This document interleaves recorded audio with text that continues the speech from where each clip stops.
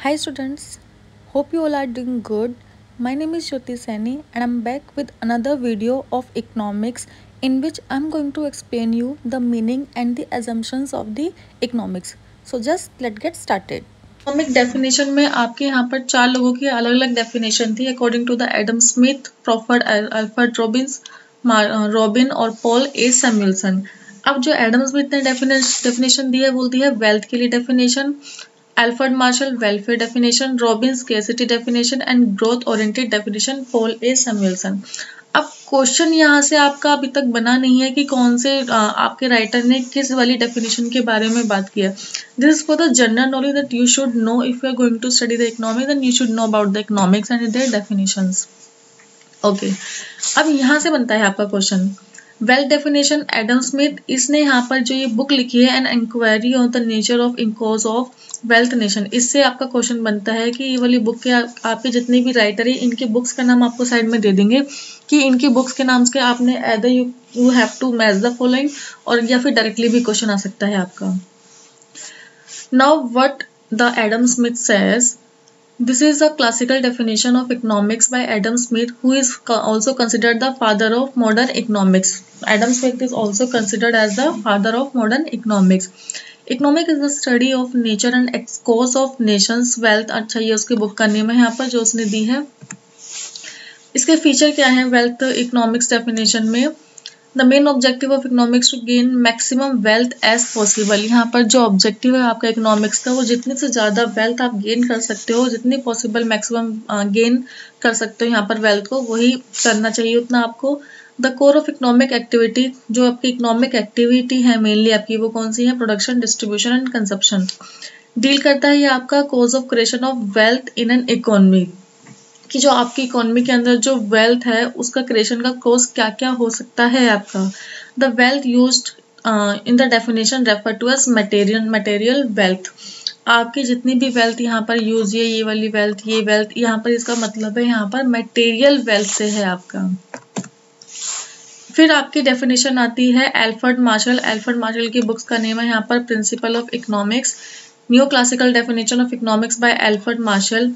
It is the study of, ये उसकी book का ही नेम है यहाँ पर मेनली। अब देखो यहाँ पर डेफिनेशन क्या बोलती है वेलफेयर इकोनॉमिक्स की। It defines economics as the study of activities related to the human being and their material welfare. यहाँ पर ये इकोनॉमिक्स में मटेरियल वेलफेयर की बात करता है और आपकी ह्यूमन बीइंग की बात करता है यहाँ पर। Marshall clarified that economics is related to income of individuals and its use for creating material welfare. वही जो इंडिविजुअल की जितनी भी इनकम है वो मटेरियल वेलफेयर के लिए यहाँ पर यूज होनी चाहिए। Collectively income of a group of individuals form a wealth of nation and ultimate goal is to increase welfare. यहाँ पर जितना भी वर्ड है यहाँ पर क्या है आपका ये वेल्थ। एडम स्मिथ में आप था पूरा का पूरा वेल्थ, यहाँ पर वेलफेयर। फिर है आपका रॉबिन्स की बुक का name nature and significance of economic science 1932। अब ये बोलता है यहाँ पर economic is a science which studies human behaviour as a relationship between ends and scarce means which have alternative uses. Economics को क्या बताया है इसने? साइंस बताया है जो आपके जो ह्यूमन बिहेवियर की स्टडी करता है, कैसे एक रिलेशनशिप बनाकर किसके बीच में, and scarce means which have alternative uses. जितने भी आपके रिसोर्सेज होते हैं और जो उनके एंड स्केर्स मीन्स है और जो उनके ऑल्टरनेटिव यानी कि सब्स्टिट्यूट यूज जो है उनके बीच में दोनों चीजों का यहाँ पर वो रिलेशनशिप निकालकर ह्यूमन बिहेवियर को स्टडी करता है। इसके फीचर्स रहेंगे आपके It recognized that economics is a science deal with the economic behavior of a human being. Economic behavior से optimum utilization of scarce resources. Features of human provide three basic features of human existence which are unlimited. Three human existence के feature बताए हैं इसने तीन। First है human unlimited wants, limited resources and alternative use of limited resources. ये दो तो आपके ऑलरेडी इकोनॉमिक की प्रॉब्लम ही होते हैं कि हमारी human wants are unlimited but the resources to fulfil that wants are unlimited. There is a need of efficient use of scarce resources. Efficient use का मतलब होता है कि ऑप्टिमम यूटिलाइजेशन ऑफ रिसोर्सेज, वही बात है। And the primary objective of economic is to ensure efficiency is the use of resources with the purpose to satisfy human wants, कि जो हम ये रिसोर्सेज का एफिशिएंट यूज कर रहे हैं ये किस लिए हो, मेक श्योर कि we are use for the to satisfy the wants of the human. Last आता है आपका पॉल ए सैमुएल्सन, जिसने आपकी बुक लिखी थी यहाँ पर American to win the Nobel memorial prize in economic science. This is the modern perspective definition of economic by Samuelson. यहाँ पर ये बोलता है economic is the study of how man and society choose with और without the use of money to employ the scarce production resources which have alternative uses to produce various commodities over time and distributing them for consumption however in the future among various persons और a group in society. देखो इसके features में आपको clear define होगी। इसने क्या किया है, डील करता है ये एलोकेशन ऑफ स्केर्स रिसोर्सेज से to be use in productive ways, यानी कि जो आपके रिसोर्सेज स्केर्स है उनको आप कितने अच्छे तरीके से यहाँ पर यूज कर सकते हो। Selection of the most efficient use of resources from alternative way, जितने भी आपके रिसोर्सेज को यूज करने के तरीके होते हैं उनमें से सबसे अच्छा एफिशिएंट तरीके को यूज करना। हाँ जी। The growth of economics will depend upon the consumption and production of economy, जो आपकी इकोनॉमीज की जो ग्रोथ है वो डिपेंड करती है कि आप अपने रिसोर्सेज को किस तरीके से कंज्यूम और प्रोड्यूस करते हो इकोनॉमी के अंदर, या चीज़ों को आप किस तरीके से कंज्यूम कर रहे हो और किस चीज़ से उनको प्रोड्यूस कर रहे हो। The definition also points towards economics as a study of economic system. यहाँ इकोनॉमिक सिस्टम, यहाँ पर जो ये इकोनॉमिक्स की यहाँ पर डेफिनेशन बताई गई है उसको क्या बताया गया है, study of an economic system. तो ये थी आपके कुछ definitions according to the different writers.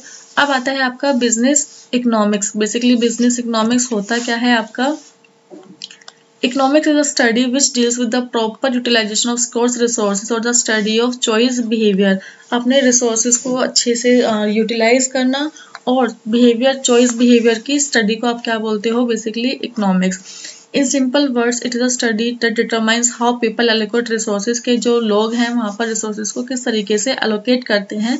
In the same way business is a practice of producing and selling of goods and services. Business आपको पता ही है, किसी भी काम में हम जब क्या करते हैं, we just manufacture a product and that sell that good and services and to earn the maximum profit. Business का सबसे पहला प्रॉफिट ही आपका यहाँ पर मैक्सिमम प्रॉफिट अर्न करना होता है। Economics and business are interrelated. Economics and business are interrelated because of business manufactured goods and services that contribute to the economic output of the whole country. देखो ये दोनों आपस में इंटर रिलेटेड होते हैं, क्योंकि बिजनेस में जो वो गुड्स एंड सर्विसेज को मैन्युफैक्चर कर रहा है उसको इकोनॉमिक आउटपुट होल कंट्री में कंट्रीब्यूट वही जो आपको यहाँ से रिटर्न मिलता है अपने बिजनेस से, वो किस में कंट्रीब्यूट करता है, आपके होल कंट्री के अंदर, होल कंट्री की इकोनॉमिक को यहाँ पर ग्रोथ करने में, इकोनॉमिक ग्रोथ में, नेशनल इनकम में जितना भी पैसा आता है वो किसके अंदर कंट्रीब्यूट करता है, आपका होल कंट्री के अंदर। A primary activity of an business is to produce goods and services and then sell them to consumers. Business के primary activity है कुछ बनाना और उसको customers तक sell कराना। While economics help to understand the overall demand, economics जो होते हैं वो आपकी किस में हेल्प करते हैं कि आपके मार्केट के अंदर डिमांड कितनी है और आपने फिर सप्लाई कितनी करनी है। क्योंकि अगर आप इसकी हेल्प नहीं लोगे यहाँ पर, तो यहाँ पर क्या होगा, आप मार्केट के अंदर उतनी सप्लाई कर दोगे जितने की नीड ही नहीं होगी यहाँ पर। तो आपने अगर प्रोडक्शन ही यहाँ पर ओवर कर लिया तो प्रोडक्शन आपका जो बच जाएगा वो आपके लिए ही यहाँ पर वेस्ट होगा। अब business must follow some economic principles in order to achieve success. Business को सक्सेस पाने के लिए यहाँ पर कुछ इकोनॉमिक प्रिंसिपल्स को फॉलो करना पड़ता है। Economic provide a path to identify new innovation ways for manufacturing and selling. Business के अंदर आपको नए नए तरीके यहाँ पर ढूंढने पड़ते हैं चीज़ों को मैन्युफैक्चर करने के भी और सेल करने के भी। Business economic is a part of economics which provides a method to solve a particular company specific problems. आपकी पर्टिकुलर कंपनी के स्पेसिफिक प्रॉब्लम्स को सोल्व करने के लिए यहाँ पर क्या होता है, business economics is that part of economic जो आपकी हेल्प करता है कंपनी की कुछ चीजें होती है, प्रॉब्लम्स होती हैं उनको सोल्व करने में। देखो इकोनॉमिक्स की डेफिनेशन है अब आपकी। Economics can be defined as the study of how individuals, households, organizations and nations make optimum utilization of scarce resources to satisfy the wants and need। कि आपके पास दो प्रॉब्लम होती है कि यहाँ पर ह्यूमन की जो wants हैं वो क्या है, अनलिमिटेड है, और जो यहाँ पर रिसोर्सेज हैं वो यहाँ पर स्केर्स है। तो आप यहाँ पर कहते हैं कि इन स्केर्स रिसोर्सेज में आप अपनी कितनी वॉन्ट्स को फुलफिल करते हो या फिर स्केर्स रिसोर्सेज के अंदर अपनी वॉन्ट्स को किस तरीके से फुलफिल कर रहे हो, that is known as your economics. ये आपका ग्रीक वर्ड, ये क्वेश्चन आया हुआ है आपका कि ये जो ग्रीक वर्ड है, कहाँ इकोनॉमिक्स का जो ओरिजिनेटेड वर्ड है वो कहाँ से है, ग्रीक वर्ड ओकिनोमिया, जिसको आगे दो पार्ट में डिवाइड किया है। ओकियो मीन्स आपका होम एंड नोमोस मीन्स आपका मैनेजमेंट, यानी कि हाउस ऑफ मैनेजमेंट या फिर मैनेजमेंट ऑफ हाउस। तो ये वर्ड आया हुआ है कि इकोनॉमिक्स जो वर्ड था कहाँ से आपका लिया गया है, that is Greek, and the word ये कौन सा था आपका, पहले ओकिनोमिक की ओकिनोमिकोस ओके। तो ये यहाँ से इसका वर्ड बना था आपका ये economics. Thus in earlier times economics was refer to as home management, पहले इसको होम मैनेजमेंट बोला जाता था, वेयर द जो यहाँ पर फैमिली का हेड होता था वो मैनेज करता था फैमिली के जितने भी मेंबर्स हैं उनकी नीड को, और वो उनकी इनकम कितनी होती थी, लिमिटेड होती थी यहाँ पर। अब देखो, अगर मैं एक चीज में यहाँ पर बता दूं कि अब तक आपने देखा इकोनॉमिक्स और बिजनेस इकोनॉमिक्स क्या होगा, आप अपने जब बिजनेस डिसीजंस में, बिजनेस के अंदर डिसीजंस लेते टाइम इकोनॉमिक की हेल्प लेते हो, इकोनॉमिक एनालिसिस का यूज करते हो, उसको आप क्या बोलते हो, बिजनेस इकोनॉमिक्स। यानी कि पहले आप मार्केट में देखोगे कि कितना, मार्केट के अंदर इकोनॉमिक एनालिसिस करोगे कितनी डिमांड है, कितने कस्टमर्स है, कस्टमर्स की क्या नीड है, कैसा प्रोडक्ट वो चाहते हैं, फिर उसके अकॉर्डिंग अपने प्रोडक्ट को बनाना बिजनेस के अंदर, तो उसी के हिसाब से तुमने बिजनेस के अंदर डिसीजंस लिए, तो that is known as your business economics. Meaning of business of economics यहाँ पर एक एक है आपका। क्या होते हैं आपके, ये गोल ओरिएंटेड होता है, मैक्सिमम अचीवमेंट ऑफ ऑब्जेक्टिव, जो ऑब्जेक्टिव उनका मेन तो बिजनेस के अंदर क्या रहता है, आपका प्रॉफिट अर्न करना है यहाँ पर। प्रेस्क्रिप्टिव होता है कि यहाँ पर फ्यूचरिस्टिक, आगे के बारे में देखना, अकॉर्डिंग टू प्लान यहाँ पर चलना। सिलेक्टिंग बेस्ट ऑल्टरनेटिव चॉइस, यहाँ पर जितने भी आपके पास ऑल्टरनेटिव होते हैं that you can use to production और the manufacturing of your product, so you will always use the best alternative choice. Examples आपने नहीं करने, फीचर्स देखो। Business economics concern with decision making of economic nature, economic nature का जो आपके decision making होता है उससे कंसर्न यहाँ पर रहता है। गोल ओरिएंटेड रहता है। प्रैग्मेटिक यानी कि आपकी फ्लेक्सिबल अप्रोच, यानी कि आप यहाँ पर क्या करोगे, प्रैग्मेटिक अप्रोच के अंदर आप अपने तरीके से यहाँ पर बिजनेस इकोनॉमिक्स के अंदर डिसीजंस लेते हो। कंसेप्चुअल, कंसेप्ट होता है इसका अपना एक लिंक होता है आपके ट्रेडिशनल इकोनॉमिक्स और डिसीजन साइंस के बीच में।